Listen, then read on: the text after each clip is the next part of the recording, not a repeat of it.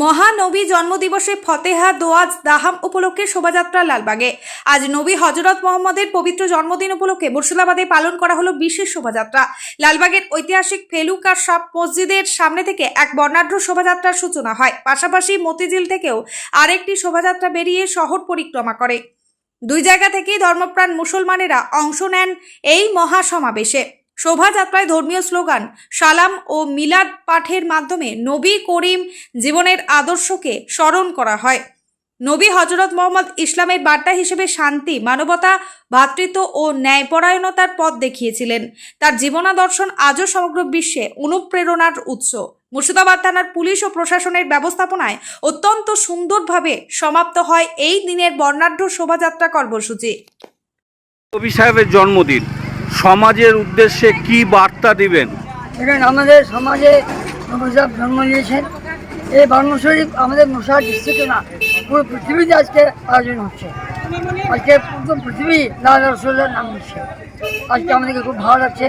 এই ফেরুবাড়ি মসজিদটাকে হেয়াদেনা কমিটি এই প্রশাসনকে আয়োজন করেছেন।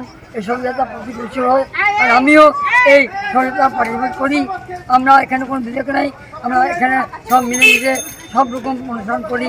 পুজো হোক, মসজিদ হোক, মাকাম হোক, মৌলুদ হোক, বেড়া হোক, মহরম হোক, ঈদ হোক, বকরি হোক, আমরা সব মিলে একসাথে করি।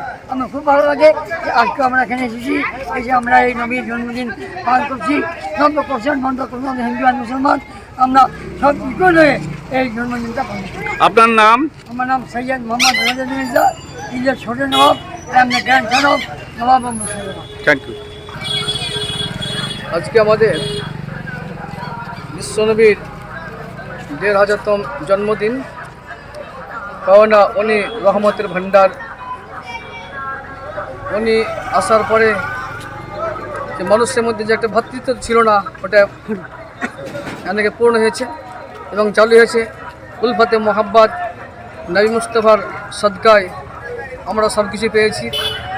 আল্লাহ রাব্বুল আলামিন আমাদের নবীকে না পাঠাতে গেলে কুল কায়নাত সৃষ্টি করতেন না, আর ওনারই সদকায় আল্লাহ রাব্বুল আলামিন সব কিছু তৈরি করেছেন। যার কারণে ওনার মোহাব্বতে, ওনার ইশকে আমরা প্রতি বছর করে থাকি, ইনশাআল্লাহ যতদিন বেঁচে থাকবো।